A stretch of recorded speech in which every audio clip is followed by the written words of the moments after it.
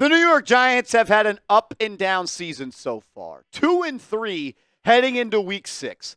But I believe following the win in week 5 against the Seattle Seahawks, the Giants got some answers to some questions that they have long been hunting for. And they are good answers. Make sure you are subscribed to the channel, though. We are almost at our goal of 57,000 subscribers. It may say 54 at the top, but that's a typo. We got to get to 57,000 subscribers. We need 134 diehard New York Giants fans to smash that sub button. If you bleed Giants blue, subscribe to the channel, and let's go.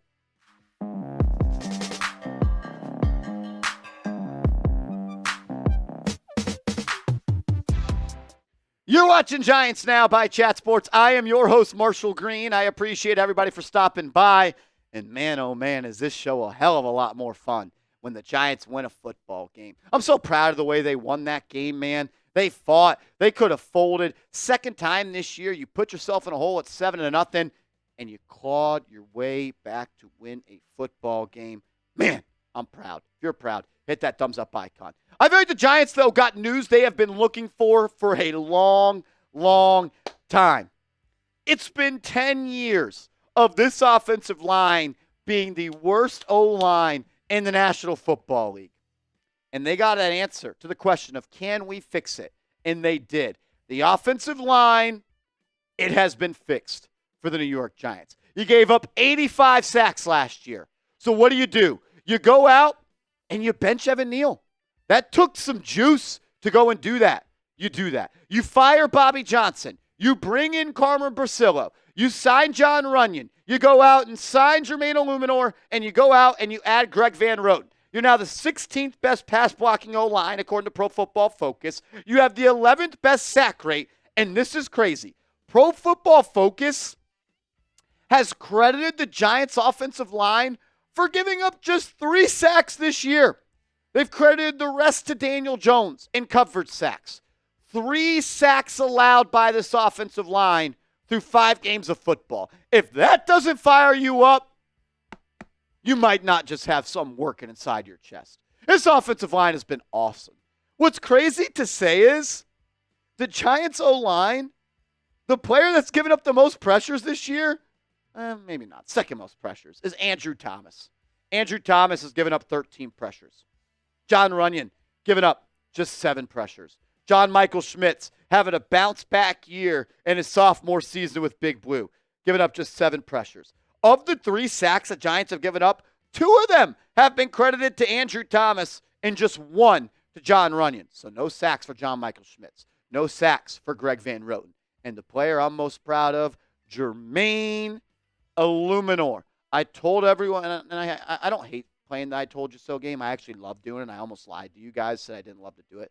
I told you he was a good player. I told you 2 months before the Giants were going to sign him, they were going to sign him, and I told you he was going to be the best offensive lineman they have signed in quite some time. He is holding down that right side of the O-line. Major hats off, a cap tip, and a golf clap for Joe Schoen. It's not easy to fix a broken offensive line, let alone to do it in one offseason. Did he miss on Evan Neal? Absolutely. Doesn't matter. He found a way to fix it. Eluemunor, home run signing. Greg Van Roten, you picked him up before training camp. He's been solid. And Jon Runyan has been electric in the pass blocking department. Still work to be done, though. Like, what's awesome is this can get better. We can grow even more on the offensive line. Greg Van Roten's been good, but he's getting close to 35 years old. His time in the NFL is coming to a close. You go out, you draft a right guard who's a baller, who's a road grader, someone that gets that second level and moves people and is a dominant run blocker, and this can become one of the best offensive lines in the National Football League. I love the 5 we got. Let's continue to add in the offseason, and let's continue to grow, and let's build on the identity that I think the New York Giants have set for themselves after 5 weeks. We're going to punch you in the mouth. We're going to dominate the line of scrimmage, and we're not going to quit. That's the identity of this football team. Another answer to a question that we have been wondering all season long. Can Deontay Banks be a CB1? Is Deontay Banks a bust? And I know it's a week-to-week league, But man, did he put on a all-world performance in that game. Deonte Banks shut down DK Metcalf. His Week 5 PFF coverage grade, 87.8, the highest of his NFL career. Last year, he got beat by DK Metcalf on a touchdown. He said in the offseason that DK Metcalf was the wide receiver that talked the most noise to him. He gave a lousy effort in the prior week to the Cowboys.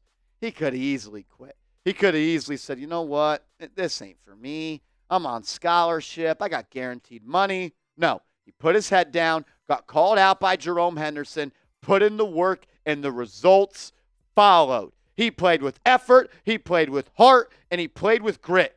And he played like a CB1. He guarded DK Metcalf on 35 routes. Metcalf was targeted 4 times with Banks in coverage, allowed 2 catches for 24 yards. When he wasn't in coverage, Metcalf was targeted 3 times, had 2 catches for 31 yards. PFF has Deonte Banks targeted 5 times in Week 5 and allowing 2 catches for 17 yards. Man, if Deonte Banks is a CB1, if Banks can play like he was playing at the level he was in Week 5, that raises the ceiling of this defense for the New York Giants. They've already been awesome. He gave up 1 touchdown, offensive touchdown against the Seahawks. In the 3 losses, he gave up a combined 5 touchdowns. So in 4 of the 5 weeks, you've given up 6 offensive touchdowns combined. Shane Bowen's coaching his tail off, and if he has a legit CB1 to pair with maybe the best pass rush in the NFL, number 1 in sacks, this defense is going to get better and better and better.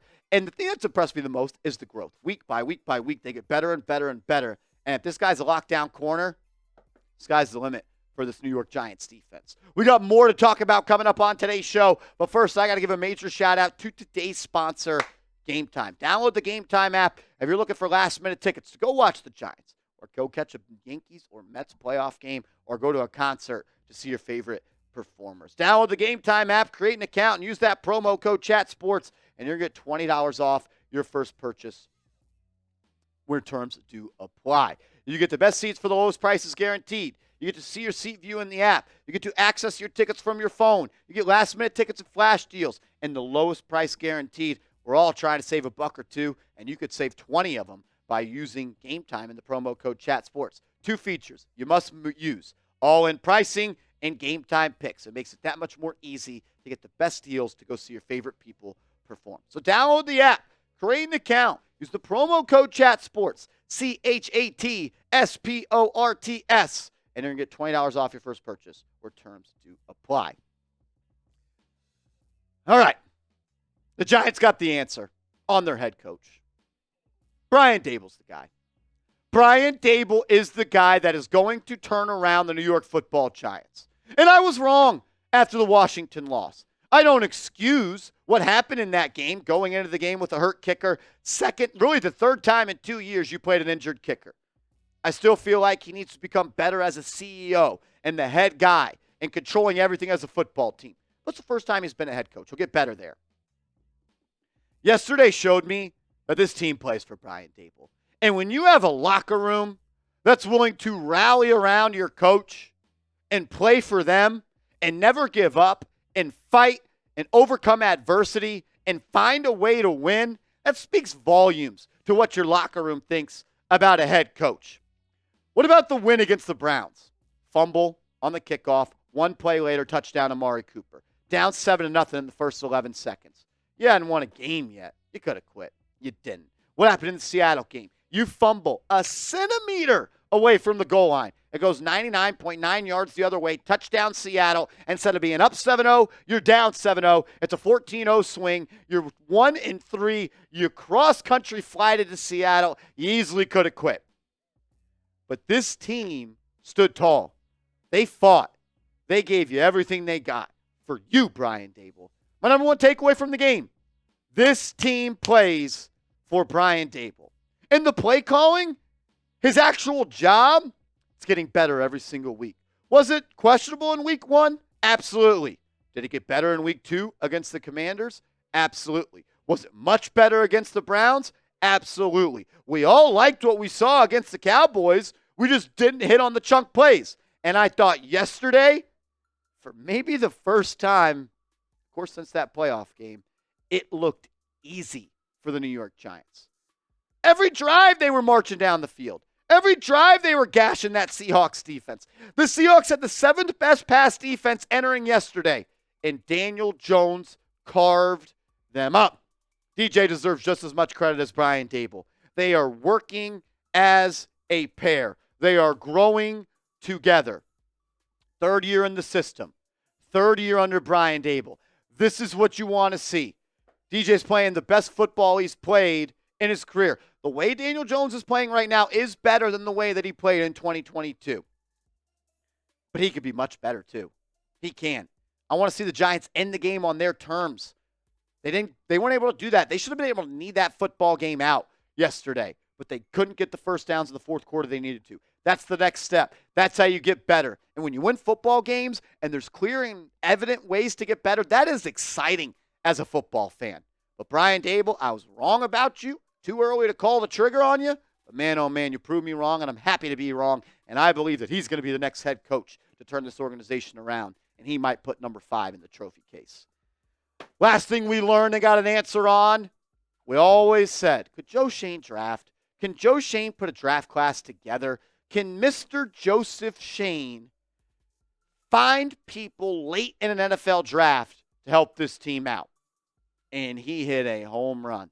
He hit a grand slam in the 2024 NFL draft class. Tyrone Tracy, 5th-round pick, 25-year-old running back, goes from receiver to running back. No one wanted him.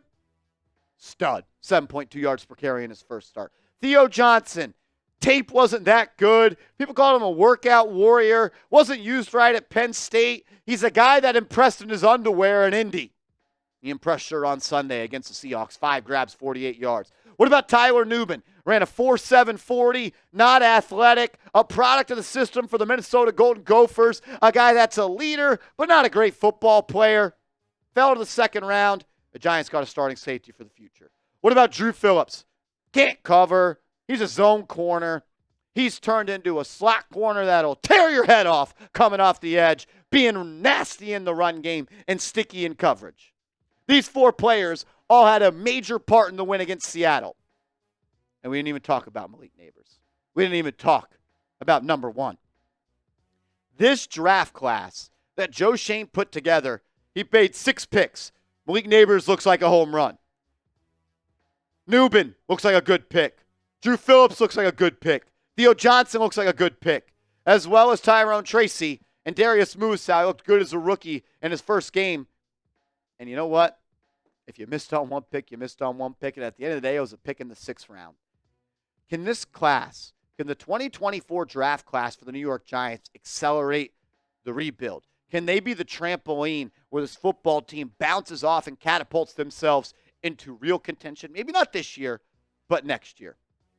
Joe Schoen, man, credit to you. I've run out of hats to tip, but I'm tipping it to Mr. Joseph Schoen, man. That 2024 class might have saved your job. Might have saved the job for a lot of people in that scouting department. Isn't it crazy how much a win changes?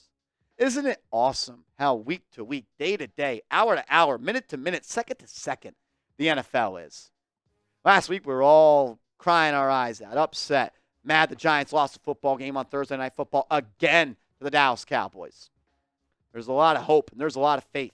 And it's not because we're being biased. It's not because we're homers. They gave us something to stand on. The Seahawks were 3-1 entering yesterday. People were talking about them as the runaway favorite in the NFC West. And you came out and you punched them in the mouth. You got to be proud of your New York Giants, man. They fought, they battled, and they overcame adversity. And as a fan, there's nothing more you should appreciate than seeing that fire your football team come out on a freaking football field and finding a way to get a W when you're not supposed to. You're proud of the New York Giants. Hit that thumbs up icon and make sure you are following me on social media. I'm tweeting, I'm posting, I'm gramming, I'm Xing at @MarshallGreen_. Hit me up over there and let's go Big Blue.